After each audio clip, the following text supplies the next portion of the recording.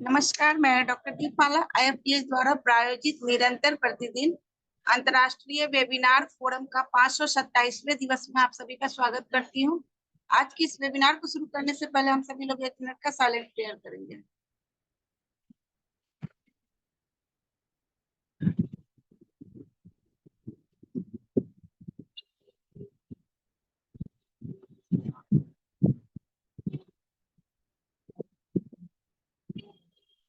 एक बार फिर से आप सभी का स्वागत है। आज के हमारे गेस्ट स्पीकर हैं डॉक्टर अभि शर्मा। सर का मैं एक छोटा सा इंट्रो दे रही हूँ। डॉक्टर अभि शर्मा ये अपने फैमिली के 4th जनरेशन होम्योपैथ है। इन्होंने होम्योपैथी में पीएचडी किया है। ये सीनियर होम्योपैथिक कंसल्टेंट है हैनीमैन होम्यो क्लिनिक से, और ये गेस्ट लेक्चरर हैं डिपार्टमेंट ऑफ एनाटॉमी के Nehru homeopathic medical college and hospital new Delhi के। इनका आज का विषय है फाइब्रो एडिनोमा परामर्श और होम्योपैथिक प्रबंधन की भूमिका। तो डॉक्टर अभि शर्मा, आपका दोबारा बार बार इस आईएफटीएच फोरम पे बहुत बहुत स्वागत है। Over to you sir. नमस्कार मैम, बहुत बहुत धन्यवाद।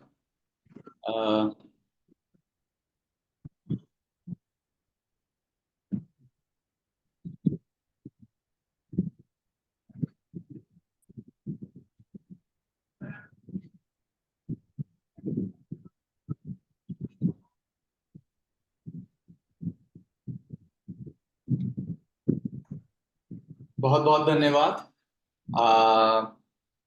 आज का टॉपिक जो मैंने चूज किया है वो है फाइब्रो एडिनोमा, और होम्योपैथी में हम फाइब्रो एडिनोमा को किस तरीके से मैनेज कर सकते हैं और किस तरीके से ट्रीट कर सकते हैं। फाइब्रो एडिनोमा जो है, अगर उसका हम इंट्रोडक्शन देखते हैं तो फाइब्रो एडिनोमा एक बिनाइन या फिर नॉन कैंसरस ट्यूमर है ब्रेस्ट का, जो कि कहीं और बॉडी के किसी और पार्ट में स्प्रेड नहीं हो सकता, सिर्फ ब्रेस्ट के उस पर्टिकुलर टिश्यू के अंदर ही रहता है और वहीं रह के वो ग्रो करता है। और फाइब्रो एडिनोमा की यही खासियत इसको बाकी सब ट्यूमर से अलग बनाती है। फाइब्रो एडिनोमा को हम सिंगल ब्रेस्ट के एक लॉब्यूल के हाइपरप्लेजिया की तरीके से भी कह सकते हैं, जान सकते हैं। अब होता क्या है, ब्रेस्ट का जो स्ट्रक्चर होता है उसके अंदर हमारे लॉब्यूल्स प्रेजेंट होते हैं। अब जो ब्रेस्ट है, ब्रेस्ट में 2 तरीके के ट्यूमर्स हो सकते हैं। एक जो लॉब्यूल के अंदर पनपे और वहां पे ग्रो करना शुरू करें, या दूसरा जो 2 लॉब्यूल्स इन 2 स्ट्रक्चर्स के बीच में अपना पनपना शुरू करते हैं और वहां पे ग्रो होना शुरू करते हैं।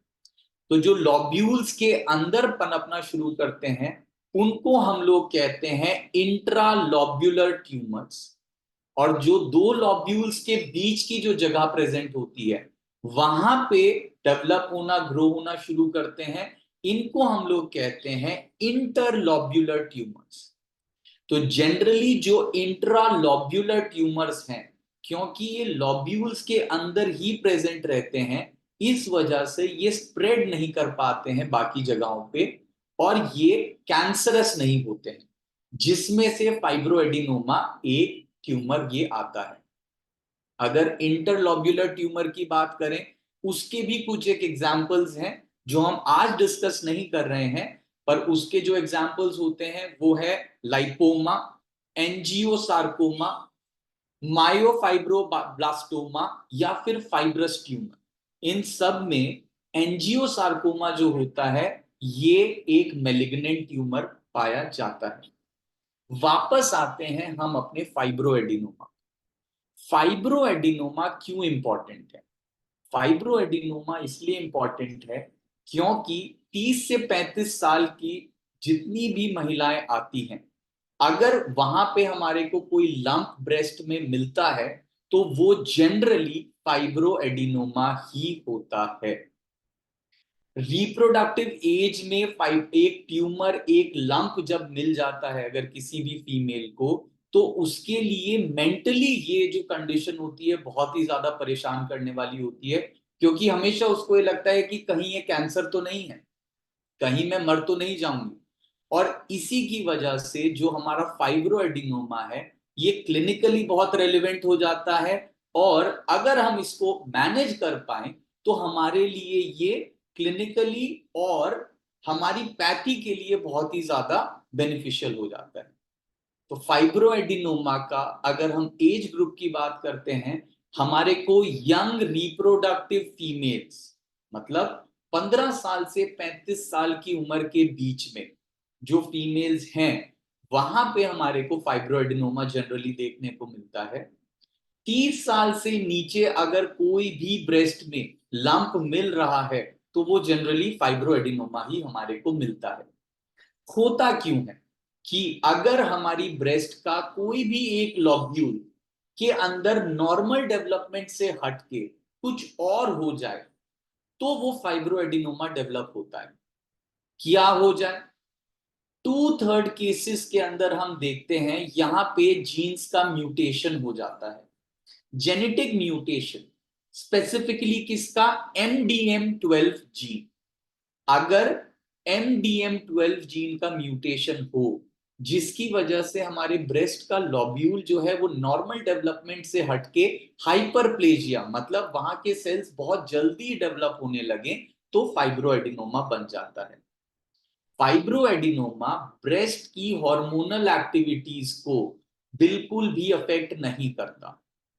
एक और चीज है यहाँ पे, फाइब्रो एडिनोमा हार्मोन सेंसिटिव होता है।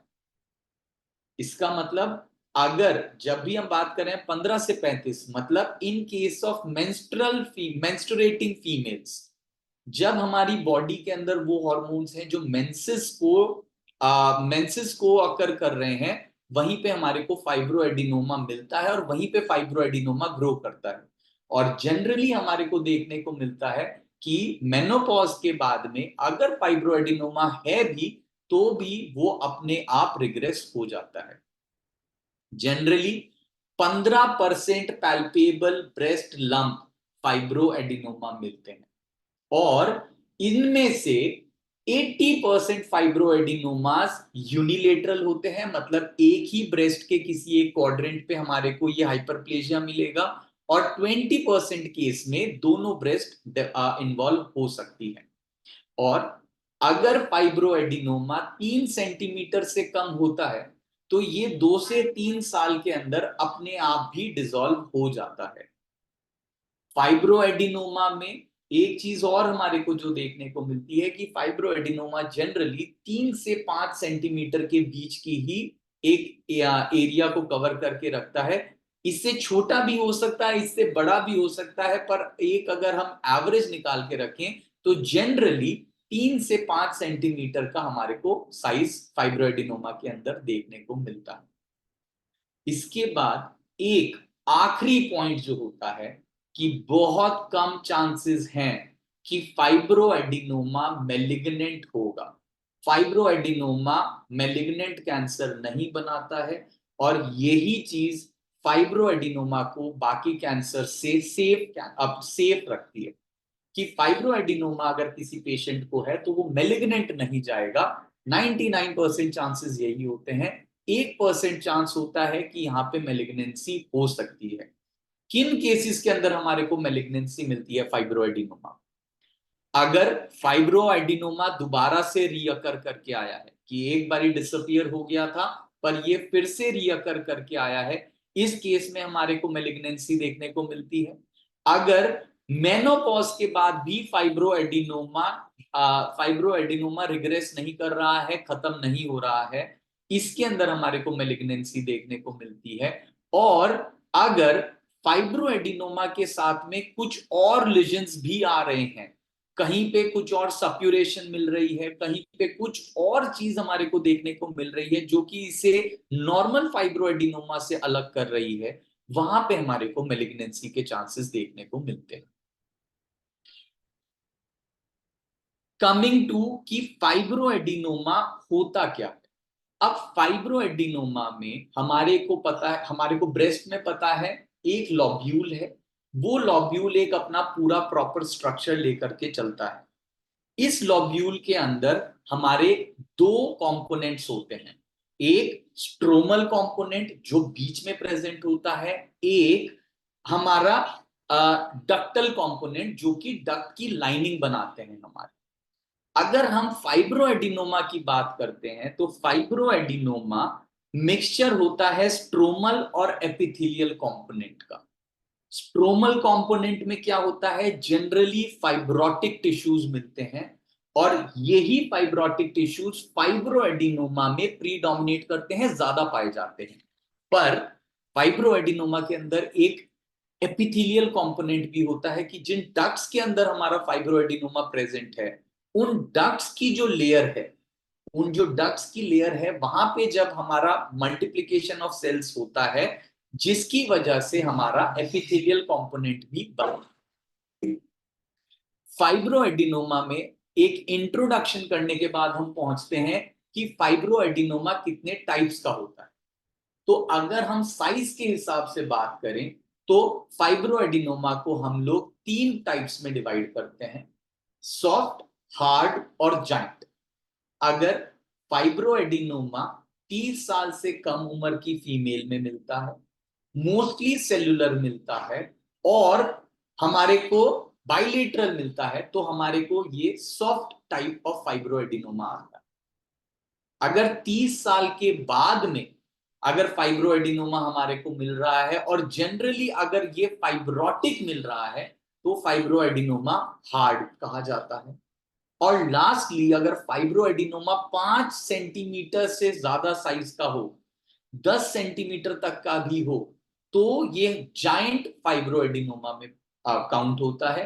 जाइंट फाइब्रोएडिनोमा जनरली जब हम पढ़ते हैं तो सॉफ्ट फाइब्रोएडिनोमा के अंदर ही पढ़ते हैं, क्योंकि यहां पे सिर्फ साइज है जो कि वेरी कर रहा है, ना कि जो बेसिक कंपोनेंट है।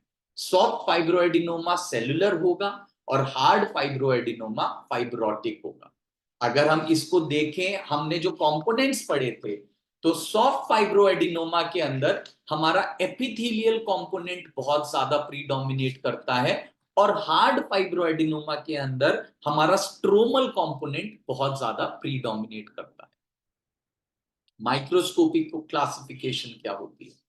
अब हमें ये पता है कि जो भी हाइपरप्लेजिया हो रहा है, जो भी सेल्स का मल्टीप्लिकेशन हो रहा है, ये डक्ट के अंदर हो रहा है। अब अगर फाइब्रोएडिनोमा डक्ट के अंदर ग्रो कर रहा है, पर इस तरीके से ग्रो करे कि वो डक्ट के नॉर्मल वैस्कुलेचर, डक्ट के नॉर्मल एरिया को कुछ भी हिंड्रेंस ना पहुंचाए, उसमें कुछ भी चेंज ना पहुंचाए, तो इस टाइप को हम कहते हैं पेरिकैनेलिकुलर फाइब्रोएडिनोमा। पेरिकैनेलिकुलर फाइब्रोएडिनोमा मतलब डक्ट है, डक्ट के पेरीफेरी पे ही हमारा हाइपरप्लेजिया हो रहा है, डक्ट की जो बीच की ल्यूमेन है वहां पे कुछ भी हमने चेंज नहीं देखा, तो इसे हम पेरिकैनेलिकुलर फाइब्रोएडिनोमा कहते हैं।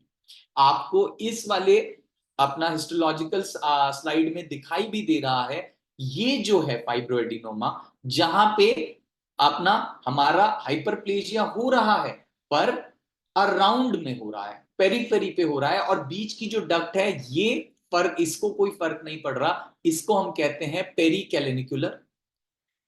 इसको हम एक और तरीके से क्या कह सकते हैं, small hard mainly fibrotic stroma with normal duct.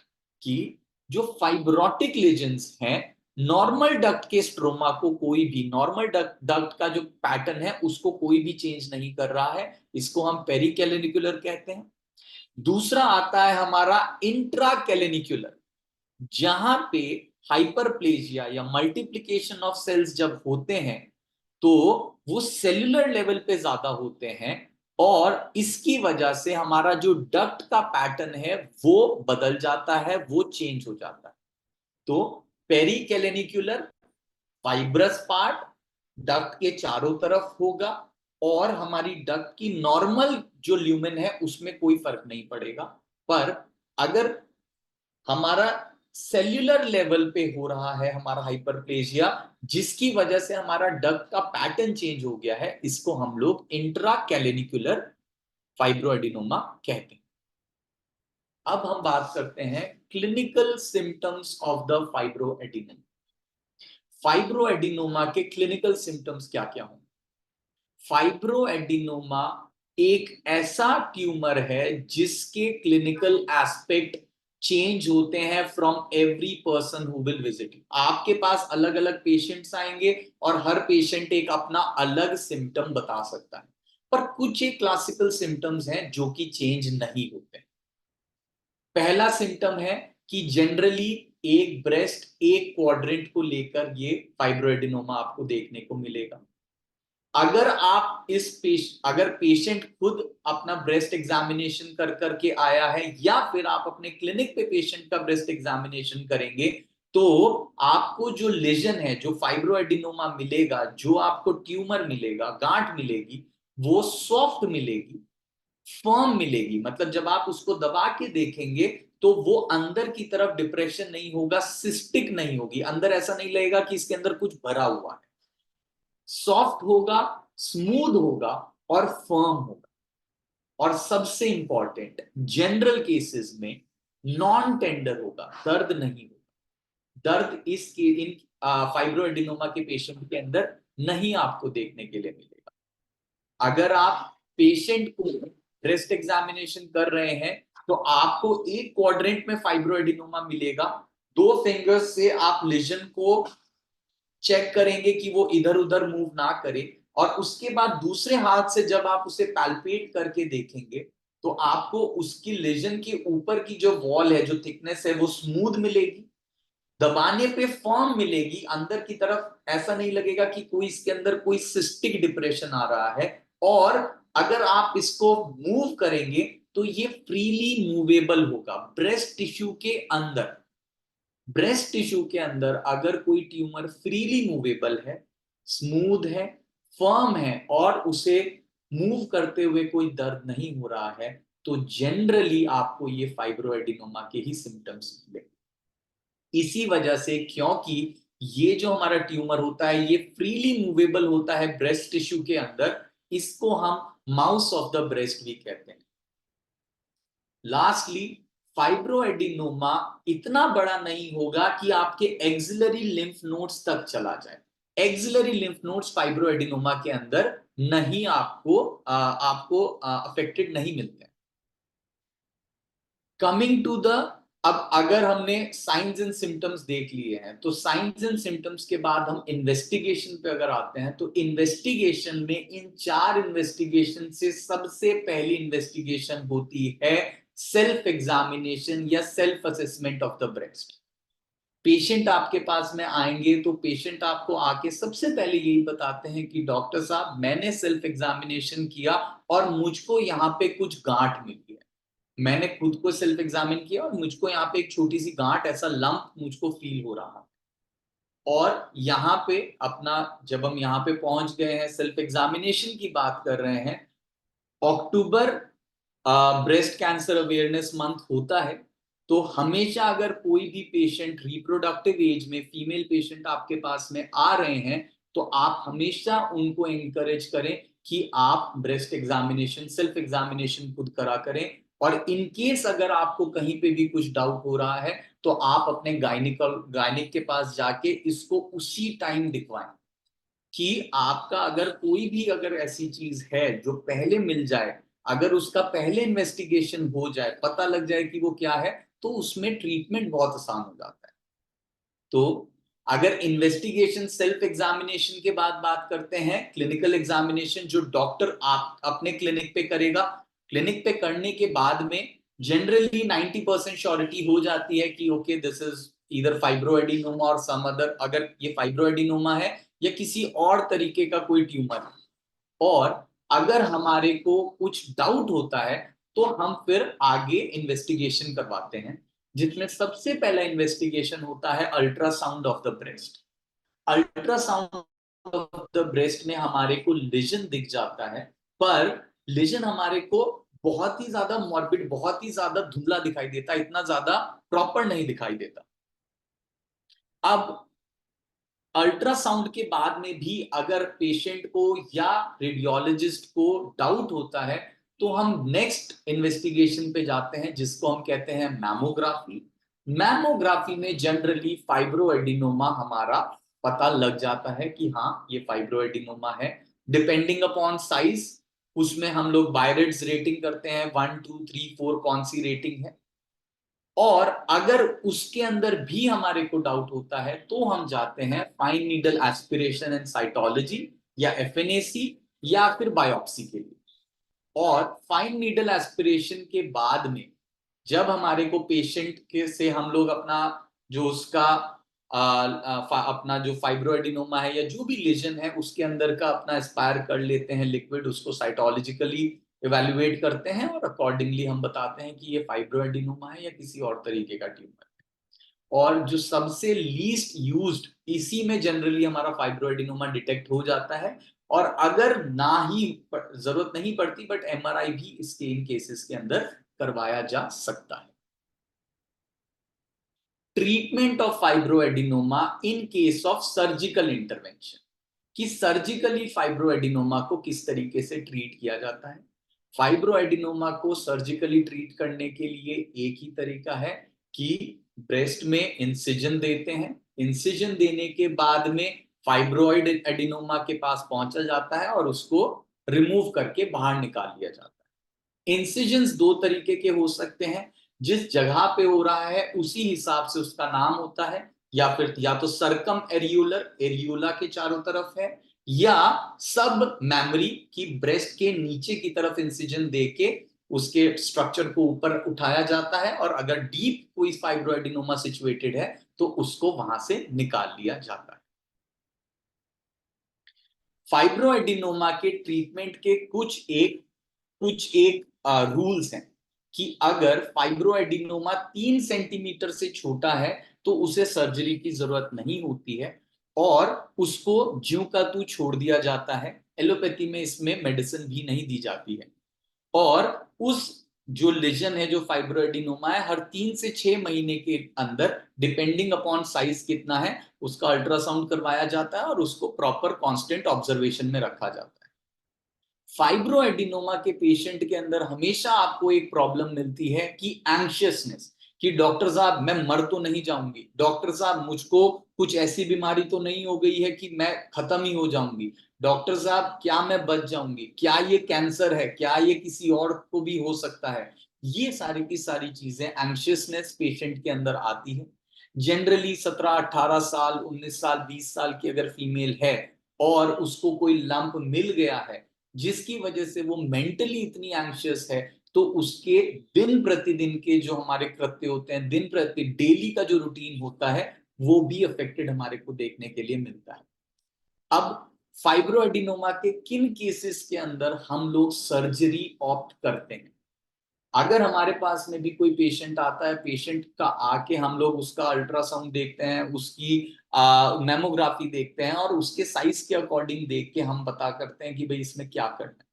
कि अगर साइज जो है 3 सेंटीमीटर से ज्यादा बड़ा है, मल्टीपल फाइब्रोएडिनोमास हैं, या फिर जाइंट टाइप है कि 5 सेंटीमीटर से 8 सेंटीमीटर तक का भी एक अपना फाइब्रोएडिनोमा है, या फिर ये फाइब्रोएडिनोमा पहले दवा से सही हो गया था पर ये दोबारा आ गया है, और कॉम्प्लेक्स टाइप ऑफ फाइब्रोएडिनोमा है कि इसके साथ और भी कुछ चीजें हमारे को देखने को मिल रही हैं, वहां पे पेशेंट को सर्जरी ऑप्ट करने के लिए सलाह दी जाती है। फाइब्रोएडिनोमा यहाँ पे हमारा जो ओल्ड स्कूल मेथड है, जो हमारा एलोपैथिक मेथड है, वहां पे यहाँ पे फाइब्रोएडिनोमा खत्म हो जाता है। पर होम्योपैथिक अप्रोच क्या होती है फाइब्रोएडिनोमा के पेशेंट के अंदर, कि फाइब्रोएडिनोमा का पेशेंट आपके पास में किस कंडीशन में आएगा। फाइब्रोएडिनोमा का पेशेंट आपके पास जब आता है तो आने के बाद में आप फाइब्रोएडिनोमा के पेशेंट को किस तरीके से मैनेज कर रहे हैं, उसकी काउंसलिंग किस तरीके से कर रहे हैं, इसके लिए हमारे को पूरा प्रॉपर होम्योपैथिक अप्रोच पता होनी चाहिए।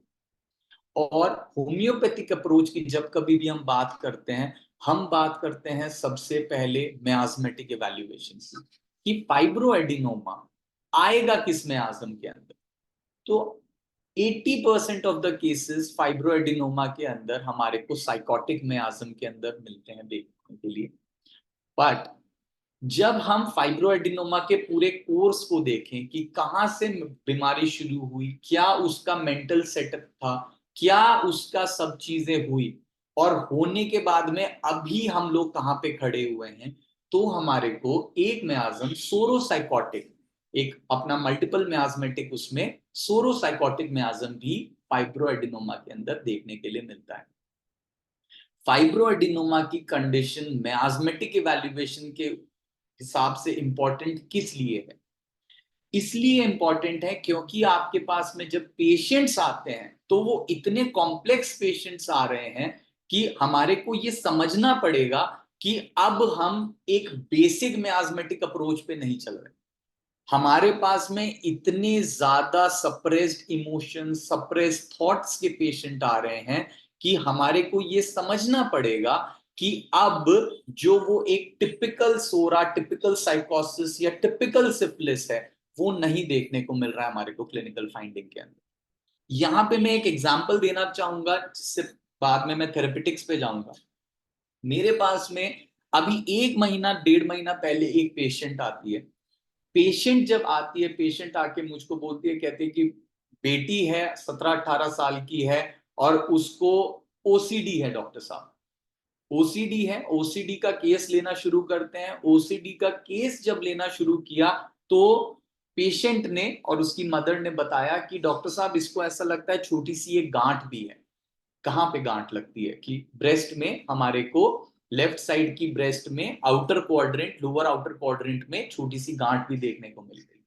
ठीक है, पेशेंट से पूछा और इसके अलावा कोई परेशानी है? पेशेंट ने बोला कि नहीं, कोई परेशानी नहीं। मदर के सामने, फादर के सामने पेशेंट का केस लेना शुरू किया। मदर ने और फादर ने अपने तरीके से मेरे को केस देना शुरू किया और इस पेशेंट का मैं फाइब्रोएडिनोमा का केस नहीं, ओसीडी का केस ले रहा था, ऑब्सेसिव कंपल्सिव डिसऑर्डर का केस ले रहा था। पेशेंट जब अपने सिम्टम्स बताने लगी तो एक टाइम पे आपके मैं खुद थोड़ा सोच में पड़ गया कि ये पेशेंट क्या बोल रहा है, क्योंकि आज तक भी मैंने भी अपने क्लिनिकल प्रैक्टिस में 8-9 साल की प्रैक्टिस में ऐसे केस को नहीं देखा था कि पेशेंट इतना ज्यादा ब्लंटली, इतना ज्यादा ओपनली कैसे बोल सकता है ये जो सारी चीजें बोल रहा है। बात होनी शुरू हुई कि भाई क्या हो रहा है, कैसे हो रहा है। तो पेशेंट ने मेरे को बताना शुरू किया कि सर, मैं जब 4th या 5th क्लास में थी तब मेरे को पॉर्न एडिक्शन हो गया। फीमेल पेशेंट, और एक डॉक्टर के सामने बिल्कुल फर्स्ट टाइम बैठ के मेरे से आंखों में आंखें डाल के बोल रही है, उससे कुछ भी कोई ऐसा मेरे को देखने को नहीं मिला, कोई हेजिटेशन है या कुछ ऐसी चीज, और सामने देख के बोल रही है कि मुझको ऐसे करके एक परेशानी हो गई थी। मेरे को पकड़ लिया गया। पकड़ने के बाद में मेरे को थोड़ा सा प्रॉब्लम हुई। मेरे पेरेंट्स ने मेरे को थोड़ा मारा भी, थोड़ा समझाया भी, और किस तरीके से करके कांस्टेंट ऑब्जर्वेशन में लाके इस पेशेंट ने वहां से तो अपना ध्यान हटा लिया, पर उसका जो मेंटल थॉट है वो वहीं पे अटक गया। वो जो ग्रेटिफिकेशन थी, वो जो सेटिस्फैक्शन थी, वो उसको नहीं मिल रही थी, जिसके बाद में सप्रेशन ऑफ थॉट्स की वजह से इस पेशेंट को ओसीडी डेवलप हुआ। और अभी फिलहाल में 1.5 साल 1 साल के अंदर अंदर उसको वो छोटा सा एक लंप भी दिखना शुरू हो गया है। मैंने पूछा कि इसको आप क्या समझते हो, कि क्या आपकी ये कोई गलती है या नहीं है? तो उस पेशेंट ने अपनी मदर के सामने मेरे साथ बात करी और उसने बोला कि मुझे लगता है कि मेरी मदर की गलती है कि वो मुझे समझ नहीं पाए। इस तरीके का जब पेशेंट आपके पास में आता है तो आपको ये पता है कि simple science and symptoms of the disease, कि फाइब्रोएडिनोमा नॉन टेंडर है, इधर है, उधर है, ऐसे करके आप पेशेंट को सही नहीं कर पाएंगे जब तक आप उसका मेंटल इवैल्यूएशन ढंग से ना कर पाए। इसके साथ में, इसको कहने के बाद में मैं पहुंचना चाहूंगा homeopathic therapeutics of fibroadenoma. Fibroadenoma में हमारे पास में बहुत ही अच्छी मेडिसिन हैं। फाइब्रोएडिनोमा के बहुत ही अच्छे रूब्रिक्स हैं। पर आपको ये सारे जो रूब्रिक्स हैं ये तभी हेल्पफुल होंगे जब आप इसको टोटालिटी के अंदर डालेंगे। थेरेपेटिक्स टोटालिटी के साथ करें तो ज्यादा बेहतर है। ये मैंने अपनी क्लिनिकल अंडरस्टैंडिंग से देखा है कि थेरेपेटिक्स करिए, कोई बात नहीं, पर टोटालिटी के साथ, मेंटल्स लगाने के बाद में, बाकी जनरलिटीज लगाने के बाद।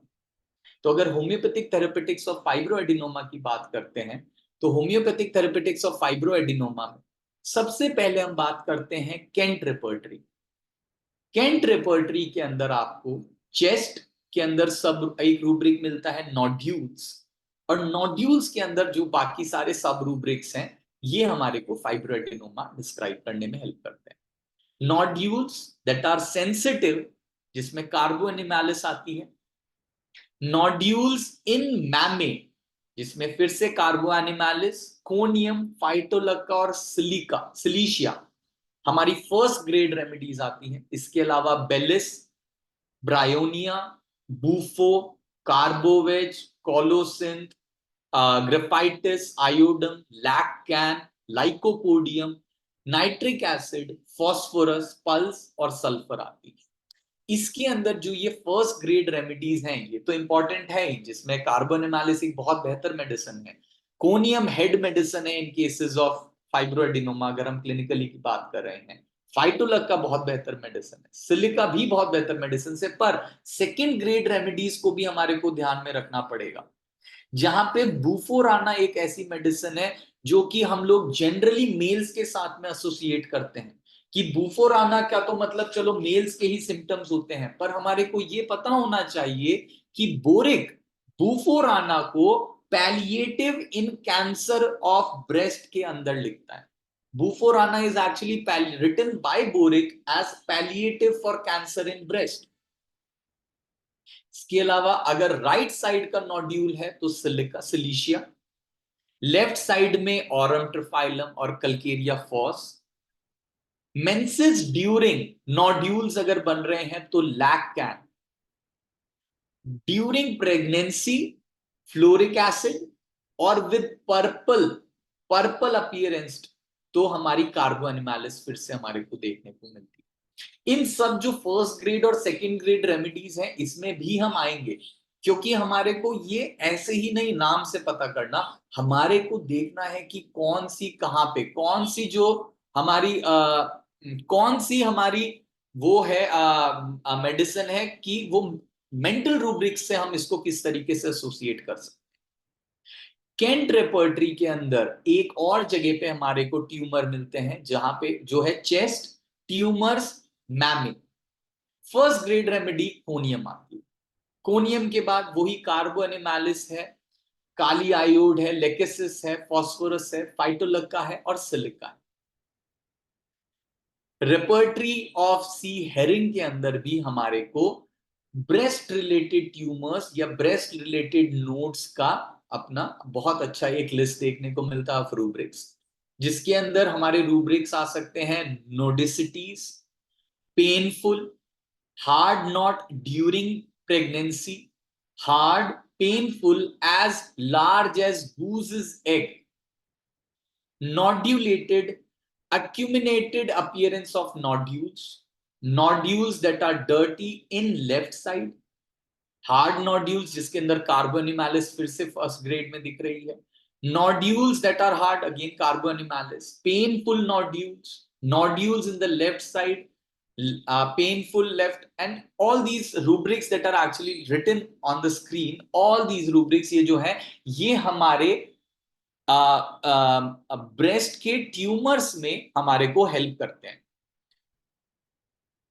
इसके अलावा हमारे को बोरिक रेपर्टरी के अंदर भी कुछ एक रूब्रिक्स मिलते हैं जो कि हमारे को ब्रेस्ट ट्यूमर में हेल्प करते हैं, जिसमें सबसे पहला आता है mammae cancer tumours as such, या फिर tumours with bleeding, induration and hardness, inflammation या mastitis of the breast, pain with inframammary, या फिर relieved by the supporting heavy mammae with अल्सरेशंस।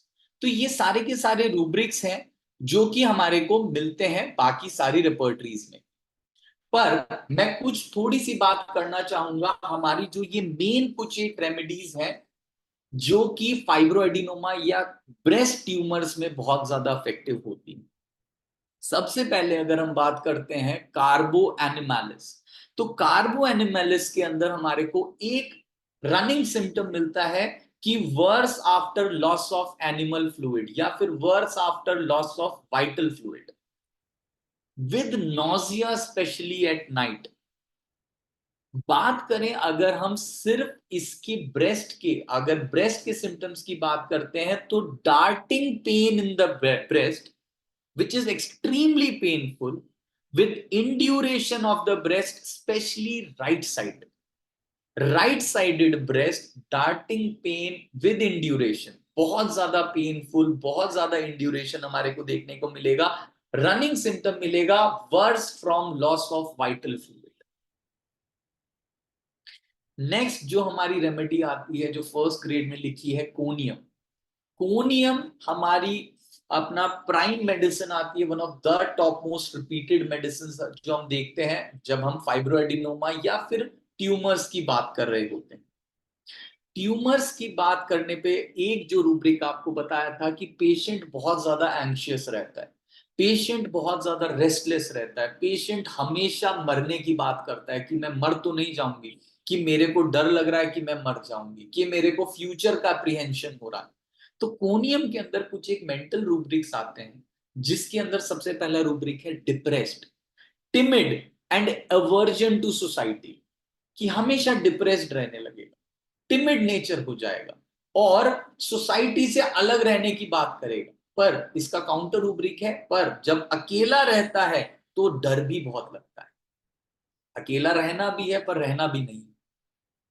इसके बाद में पेशेंट कुछ भी करने के लिए तैयार नहीं है, ना तो बिजनेस करना, मेरा मन ही नहीं लग रहा, ना तो पढ़ाई करना कि अब कुछ क्या बच रहा है, डॉक्टर साहब देखो क्या हो गया है मुझको।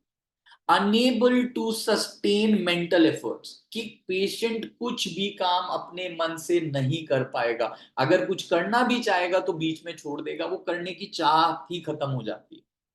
ये इसके कुछ एक मेंटल सिम्टम्स हैं जो कि हमारे को एंशियसनेस, जो कि हमारे को एप्रीहेंशन की तरफ में हमारे को थोड़ा सा हिंट कर रहे हैं। इसके अलावा अगर ब्रेस्ट की बात करते हैं तो कोनियम के अंदर हमारे को मिलता है the breast are lax and shrunken, कि जो ब्रेस्ट है वो श्रंकन है और लैक्स है, with hard and painful to touch, stitches in the nipple, कि ब्रेस्ट जो है बहुत ज्यादा पेनफुल है, बहुत ज्यादा हार्ड है, उसके बाद में जो ब्रेस्ट है बहुत एनलार्ज्ड हो जाती है and becomes painful during and before menses, menses के पहले और मेंसेस होते समय बहुत ही ज्यादा पेनफुल इंड्यूरेशन ब्रेस्ट में मिलेगा। और ill effects from repressed sexual desires, conium के अंदर हमारे को देखने को मिलता है, बोरिक के अंदर देखने को मिलता है ill effects from repressed suppressed sexual desires. इसके बाद में हमारी जो फर्स्ट ग्रेड रेमेडी आ रही है फाइटोलक्का। फाइटोलक्का भी अपने में एक बहुत बेहतर मेडिसिन है। फाइटोलक्का मेडिसिन बहुत बेहतर किन जगहों पे होती है, जहां पे डक्टल कार्सिनोमा मिल जाता है, जहां पे डक्ट्स इन्वॉल्व हो जाती है। तो फाइटोलक्का की सबसे पहले अगर हम मेंटल रूब्रिक्स की बात करते हैं तो फाइटोलक्का की मेंटल रूब्रिक्स में आता है indifferent to life, loss of personal delicacy, कि मुझे फर्क ही नहीं पड़ता क्या हो रहा है, इनडिफरेंट हो चुकी, मुझे कुछ भी फर्क नहीं पड़ रहा है। लॉस ऑफ पर्सनल डेलिकेसी, कि पेशेंट उस कंडीशन पे पहुंच गया है कि अब वो मतलब करे तो क्या करे, कि डॉक्टर साहब देखो क्या हालत हो गई है। Mastitis with mammae that are hard and very sensitive, inflammation of mammae जहां पे हमारा जो ब्रेस्ट है वो बहुत ही हार्ड है और बहुत ही सेंसिटिव है। Tumour of the breast extending till the axillary gland, phytolacca के अंदर एक्सिलरी ग्लैंड तक भी हमारे को अपना ट्यूमर जो है उसका हमारे को लिमिट देखने को मिल रही है। विद मेमोरी एब्सेस, कि जो अंदर की तरफ जो हमारा ट्यूमर है अगर वहां पे एब्सेस बननी शुरू हो जाए तो फाइटोलक्का बहुत बेहतर काम आती है। Pain from the nipple to whole body during nursing, nursing के टाइम पे निपल से पेन स्प्रेड होता है पूरी की पूरी बॉडी पे। जो नेक्स्ट हमारी अपना मेडिसिन है जो फर्स्ट ग्रेड में आ रही है वो है सिलिका, सिलिशिया। सिलीशिया का पेशेंट कैसा होता है? सिलीशिया का पेशेंट बहुत ही ज्यादा डरपोक होता है, फेंट हार्टेड, बहुत एंशियस होता है, बहुत जल्दी जल्दी छोटी छोटी बातों पे एंशियस हो जाता है, बहुत नर्वस होता है और बहुत जल्दी एक्साइटेड हो जाता है, एक्साइटेबल होता है कि बहुत ही जल्दी एकदम से तिनक भी जाता है। Sensitive to all the impressions, उसे हर चीज से तकलीफ होती है, पर स्टबर्न होता है, ऑब्स्टिनेट होता है, हार्ड हेडेड होता है कि एक जगह अगर बात कहीं अटक गई तो वो अटक गई, फिर वो इधर से उधर नहीं। सिलीशिया का मेंटल रूब्रिक्स के साथ में जो बाकी ब्रेस्ट के अपना सिम्टम्स हैं वो सारे वही आ रहे हैं, फॉर्म, टेंडर, लम्प्स, यही सब चीजें आ रही हैं, ड्राइनेस सिलीशिया के अंदर। पर मेंटल रूब्रिक्स पे हमारे को काम करने की बहुत जरूरत होती है। इसके बाद में जो बेलिस मेडिसिन है, बेलिस जनरली, मैंने भी जब बेलिस पढ़ी थी तो बेलिस मैंने पढ़ी थी कि अगर कोई ट्रॉमा हो गया, अगर कोई ब्लंट ट्रॉमा हो गया या अगर कुछ ऐसा फॉल वगैरह से ट्रॉमा हो गया, सिंगल मसल अगर अफेक्टेड है तो बेलिस काम आती है। पर बेलिस के अंदर ब्रेस्ट का भी एक बहुत ही सिग्निफिकेंट रोल है। तो बेलिस के अंदर हमारे को मिलता है कि ब्रेस्ट आर एनगॉर्ज्ड, ब्रेस्ट का जो टिश्यू होता है वो एनगॉर्ज्ड देखने को मिलता है, और breast and uterus is feels as if been squeezed, कि जैसे किसी ने उसको प्रेशर दे रखा हो, इस तरीके से आपको बेलिस के अंदर आपको ब्रेस्ट में और यूट्रस के सिम्टम्स में देखने को मिलता है। नेक्स्ट मेडिसिन जो हमारी अपना दिखाई दे रही है वो है ब्रायोनिया। ब्रायोनिया अपने में एक बहुत ही मतलब क्लासिकल मेडिसिन है, उसका जितना इसके बारे में बोला जाए उतना कम है। बट ब्रायोनिया के अंदर हम हमेशा एक चीज ये पढ़ते हैं कि जो ब्रेस्ट है वो हॉट फील होता है और ये बहुत ही ज्यादा हार्ड हो जाता है, पेनफुल हो जाता है, सांस लेने में भी तकलीफ हो जाती है, चेस्ट में अंदर सांस लेगा तो भी दर्द से कराएगा। पर इसी के साथ में अगर यहाँ पे नोड्यूल्स, नोड्स मिल जाए हमारे को, जिसके बाद में यही क्लासिकल ब्रायोनिया के सिम्टम्स आ जाएं, तो भी ब्रायोनिया हम नोड्यूल्स ऑफ द मैमे के अंदर दे सकते हैं, जहां पे हमारे को एब्सिस भी मिलेगी मैमे के अंदर, हमारे को ब्रेस्ट में एब्सिस भी देखने को मिलती है, और वही जो क्लासिकल सिम्टम है कि हाथ लगाने से भी डर, very very extremely sensitive to touch, हाथ भी नहीं लगा। बूफो की बात मैं थोड़ी सी पहले भी कर चुका हूं। बूफो के अंदर बोरिक लिखता है कि palliative in the cancer of the breast, पर अगर हम लोग बात कर रहे हैं नोड्यूल्स ऑफ द ब्रेस्ट में, तो बूफो कहां पे आता है? बूफो आता है nodules of the breast with induration, और यहां पे पेन की वजह से एपिलेप्टिक अटैक्स भी आ जाएं, पेन की वजह से एपिलेप्टिक अटैक्स भी आ जाएं जनरली, जो कि मेंसिस के साथ में अगर हम एसोसिएट कर सके तो बूफो बहुत ही अच्छी रेमेडी आती है।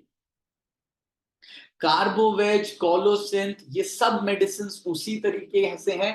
बाकी इनकी जो classical mental elements, mental rubrics, और साथ में हमारे जो फाइब्रोएडिनोमा के कुछ एक जो रूब्रिक्स मिल रहे हैं, अगर हम उसको एसोसिएट करके दें तो ये बहुत ही अच्छा काम करती है। ग्रेफाइटिस के अंदर, ग्रेफाइटिस का वही सारे के सारे जो हमारे अपना जो रूब्रिक्स एंड नोड्यूल के जो हमारे अपना सिंगल जो हमारे अभी पढ़े साइंस एंड सिम्टम्स में, with unhealthy looking skin, specifically over the nipples, cracked nipples, oozing very sticky, a slight slicky transparent liquid, तो ग्रेफाइटिस आ सकती है, ग्रेफाइटिस भी आ सकती है। लैक कैन, लैक कैन एक मेडिसिन है जो कि हमारे को थोड़ा सा, इसमें भी थोड़ा हमारे को टाइम देना पड़ेगा। लैक कैन के अंदर इसमें पेशेंट का एक दिमाग में मेंटल एक ब्रेक रहता है कि मैं सही नहीं हो सकती, thinks that the disease is incurable, कि मैं सही नहीं हो सकती, मैं मरूंगी, विद बहुत ज्यादा रेज आएगा, बहुत ज्यादा गुस्सा आएगा जिसको वो बर्दाश्त नहीं कर सकती, कंट्रोल नहीं कर सकती, और विजन्स ऑफ द स्नेक, सांप के सपने आ। लैक कैन के ये तीन मेंटल रूब्रिक्स के साथ में अगर हम फाइब्रोएडिनोमा के रूब्रिक्स को जोड़ें तो हमारे को एक पिक्चर मिल सकती है, जहां पे हम लैक कैन अगर प्रिस्क्राइब करें पेशेंट में तो हमारे को अच्छे से अच्छे रिजल्ट्स मिल सकते हैं। Lycopodium left sided right sided breast के अंदर लाइकोपोडियम के जो भी हमारे अपना रूब्रिक्स हैं, जो क्लासिकल रूब्रिक्स हैं, with pain, with induration, with nodule, lump, freely movable, हमारे को लाइकोपोडियम को अब हिंट करेगा। मेरे को जब कभी भी अगर मेरे को डिफिकल्टी होती है कोई भी चीज देखने में, कोई भी अगर मेरे को डिफिकल्टी होती है देखने में किसी भी रूब्रिक को, तो मैं सबसे पहले अपने केस पे दोबारा जाता हूं। अगर मुझे केस में भी नहीं रूब्रिक मिल रहा तो मैं कोशिश करता हूं मैं पेशेंट से दोबारा बात करूं और वो रूब्रिक और ज्यादा क्लैरिटी के साथ निकाल सकूं।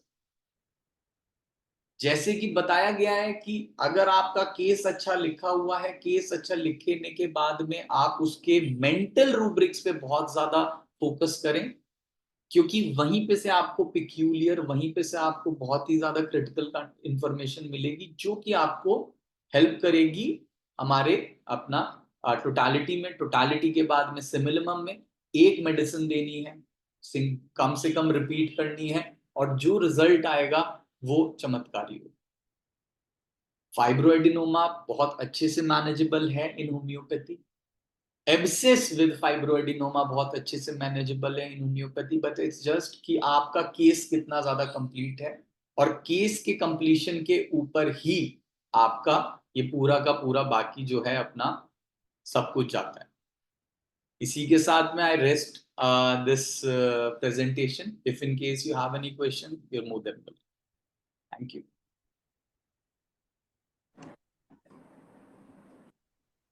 अभी जी आपने जो रूब्रिक्स मेडिसिन को डिस्क्राइब किया, यस सर। बेसिकली आपने नॉड्यूल्स को लेकर के किया है ना? Yes sir. चेस्ट में जो ब्रेस्ट में नॉड्यूल्स है उसको लेकर के।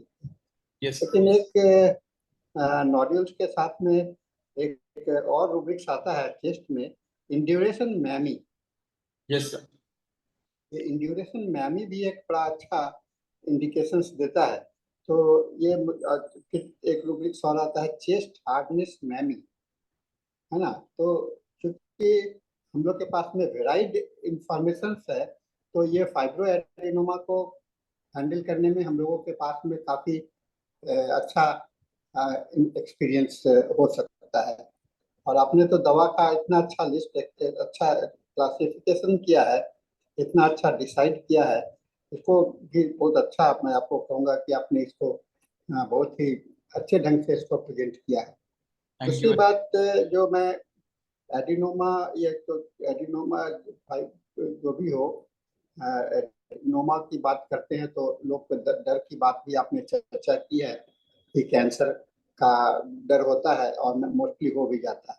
लेकिन ये जो फाइब्रो एडिनोमा का डेवलपमेंट का जो स्टेजेज है वो भी बहुत इम्पोर्टेंट होता है।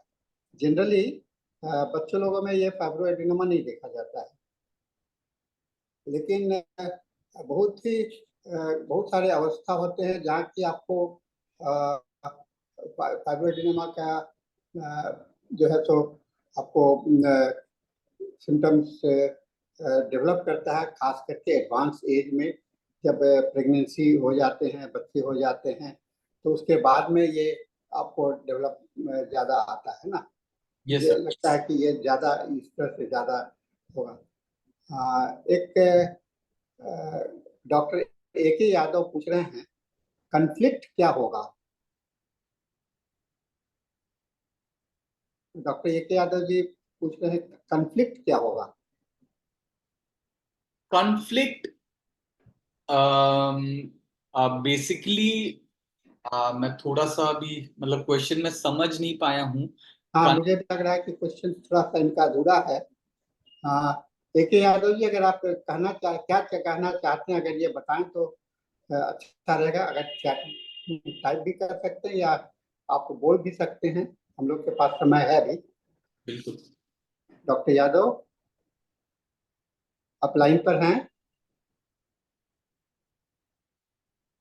आप सवाल किए थे, आप हैं नहीं अभी? लगता है नहीं है। ओके।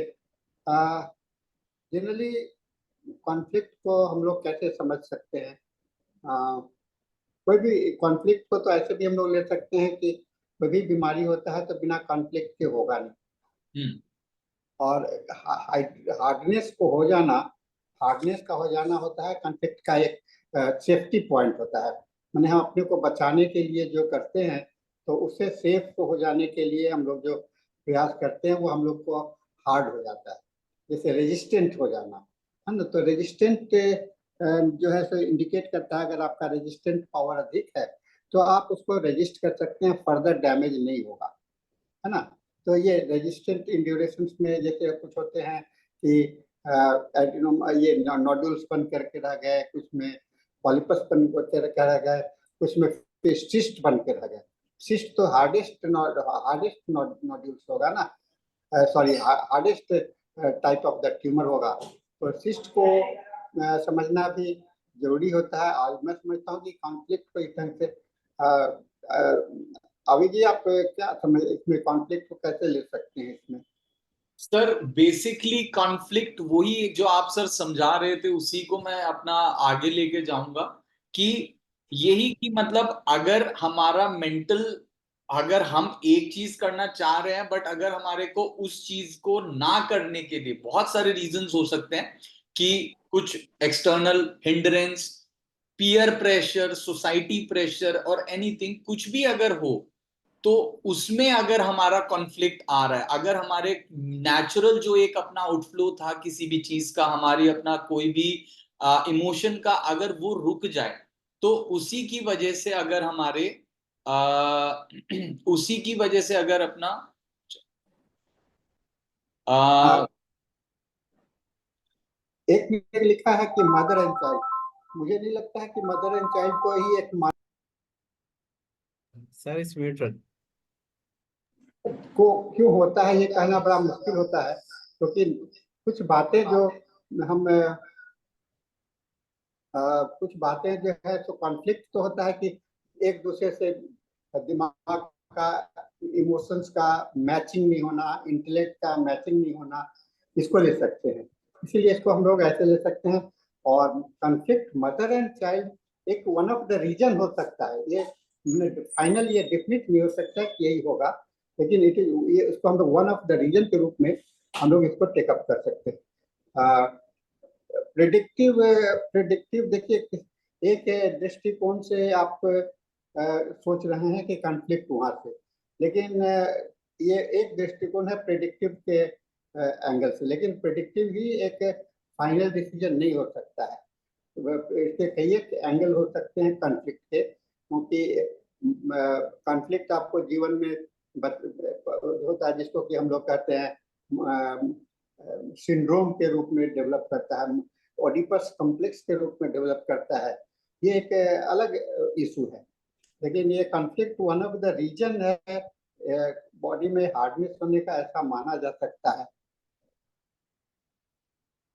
जी सर। हाँ।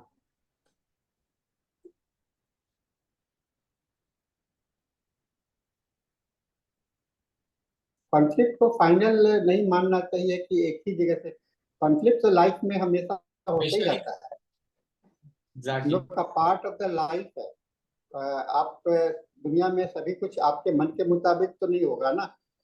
दुनिया में पॉजिटिव दो एस्पेक्ट है ही, तो पॉजिटिव एस्पेक्ट होगा तो आपको आपके फेवर, आपको अच्छा लगेगा और आपके इमोशंस जो है तो पॉजिटिव इमोशन जनरेट करेंगे। अगर नेगेटिव होगा तो नेगेटिव इमोशन जनरेट करेंगे। तो ये आउटलुक ये चेंजेज होना डायरेक्शन डिपेंड करता है कि स्टेट योर माइंड, आपके माइंड का स्थिति क्या है, आपका इंटेलेक्ट लेवल क्या है, आपका इमोशन लेवल क्या है, और सेंस ऑफ अंडरस्टैंडिंग क्या है, आप किस चीज को कैसे लेते हो। किसी को अच्छी बातें भी बुरी लगती हैं, है ना, और किसी को बुरा बात भी अच्छा लगता है, दोनों बात होता रहता है। ये डिपेंड करता है कि आपको चाहिए क्या।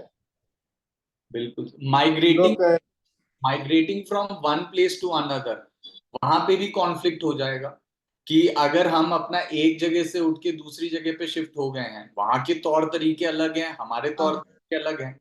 मैं अपना एग्जांपल दे सकता हूँ, जब मैं चंडीगढ़ से उठ के मैं पटना शिफ्ट हुआ, तो अब हम, मेरे बोलने का तरीका अलग था, तो सब लोग कहते थे तो बड़ा चिल्ला के बोलता है, वहां के लोग बड़े चिल्ला के बोलते हैं, पर हमारे लिए यहाँ का नॉर्मल था वो।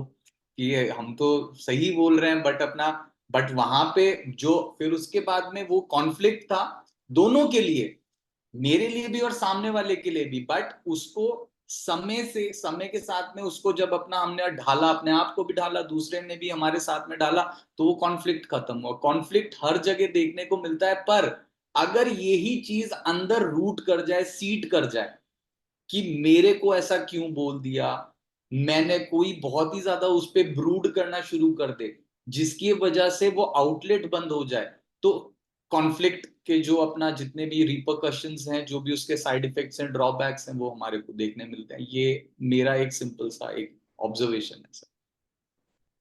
ये पर्सनल अंडरस्टैंडिंग पर है यस। और लाइफ के हर एक स्टेज में आ जाता है। और हम लोग जो कहते हैं ना कि एलिमेंट्स स्ट्रॉन्ग, यस। तो वन ऑफ द रीजन हो सकता है। लेकिन हम लोग जो अभी आज का विषय है फाइब्रोएडिनोमा, थोड़ा सा इसे अटक करके हम लोगों ने आज यहाँ पर चर्चा किया जी। है ना। बट थोड़ा सा अलग होकर के हमने चर्चा किया है। हालांकि एक सवाल के बीच में ऐसे उनसे क्रॉप अप कर गया, ये कहना मुश्किल है, लेकिन ठीक है। चलिए, कुछ भी सवाल होता है तो उसके पीछे कुछ तो कारण जरूर होता है और उसको मान के चलना चाहिए। बिल्कुल। थोड़ा बहुत इसका मैथमेटिक रोल का भी चर्चा करें तो अच्छा रहेगा अभी जी। सर मियाज्मेटिक रोल में जो साइकोटिक मियाज्म है यही प्रीडोमिनेट कर रहा है, और साइकोटिक मियाज्म अगर प्रीडोमिनेट कर रहा है तो सबसे पहले जो मेंटल जो लेवल है पेशेंट का, जो मेंटल जो स्टेट है पेशेंट का, वो बहुत ही ज्यादा एक्टिव रहता है साइकोटिक पेशेंट के अंदर। ये मैंने जो देखा है अपने पेशेंट्स में भी, अपने प्रैक्टिस में भी, कि वो इतना ज्यादा एक्टिव रहता है कि वो बस अंदर ही अंदर अपनी कहानियां बना रहा है। क्योंकि कई बारी अगर हम अपने इसमें ये इस एज ग्रुप में 15 से 30-35 की एज ग्रुप में अगर आप फीमेल्स को देखेंगे हमारी सोसाइटी के अंदर, इंडियन सोसाइटी के अंदर, तो हमेशा एक चीज ये देखने को मिली है कि females have been superimposed, कि उनके ऊपर एक प्रेशर रह रहा है हमेशा, कि तुम यहाँ इस टाइम मत जाओ, तुम ऐसे मत करो, तुम ये मत बोलो, तुम ये मत खाओ, तुम इसको मत पहनो। तो उसकी जो एक नेचुरल जो इंस्टिंक्ट है वो हमेशा सप्रेस जा रही है। और अगर वो इतनी सप्रेस्ड हो जाए कि मतलब शुरुआत हुई है 15 साल 14 साल की उम्र से, चलते चलते 21 22 23 साल की उम्र में अगर शादी हो गई है, तो वहां पे अपना पीयर प्रेशर है कि वहां पे भी फीलिंग्स आगे नहीं आ पाई हैं, जहां जिसकी वजह से मेंटल स्टेट इतना ज्यादा प्रीडोमिनेट करता है कि वो बॉडीली आउटग्रोथ बन जाती है। कि जब मेंटल थॉट्स नहीं निकल पाए, मेंटल थॉट्स एक्शन में नहीं आ पाए, तो वो बॉडी अपनी आउटग्रोथ बना देती है, जिसके अंदर fibroadenoma is one of the example. और भी बहुत सारी चीजें आपने हो बहुत अच्छा एक्सप्लेन किया अभी जी, आपने बहुत अच्छा एक्सप्लेन किया। मैं इसमें थोड़ा सा ऐड ये करूंगा कि हम लोग का माइंड का 3 फैकल्टी है, इमोशंस, इंटेलेक्ट एंड विल्स। अगर इमोशनली डोमिनेटेड होगा तो वहां पर साइकोटिक वहां पर जल्दी नहीं करेगा, लेकिन इंटेलेक्ट डोमिनेट करेगा। दोनों का डोमिनेशन चलता रहता है। तो इंटेलेक्ट डोमिनेशन होने से साइकोटिक की ओर बेंड करता है माइंड। जहां पर आपका लाइफ का रूलिंग जो है तो इंटेलेक्ट से, बुद्धि से शुरू हो जाता है, वहां पर आपको साइकोटिक रोल प्ले करना शुरू करता है। लेकिन जब तक साइकोट ये सॉरी जब तक वो इमोशनल प्लेन रहता है तो वह आपको बैलेंस करता है। और ये विल्स जो है तो आपको मोटिवेटिंग का फैक्टर का काम, दोनों के अंदर में एक बैलेंस लाने का कोशिश करता रहता है। तो इमोशंस को के माध्यम से और इंटेलेक्ट के माध्यम से भी हम लोग साइकोटिक समझ सकते हैं। और जैसा कि आपने बहुत अच्छा बताया कि फीमेल, ये मेल डोमिनेटिंग सोसाइटी में फीमेल का इंटेलेक्ट को तो हमेशा इफेक्ट पड़ता ही है। सप्रेस्ड इमोशंस को होगा ही तो वहां पर उसके ऊपर में चिंता और ये सारे चीज बढ़ेंगे ही ना। तो ये एक बहुत इम्पोर्टेंट इशू हो जाता है जिसको हम लोग का समझना। तो ठीक है, हम लोग अच्छा चर्चा भी किए और अच्छा लेक्चर भी सुने।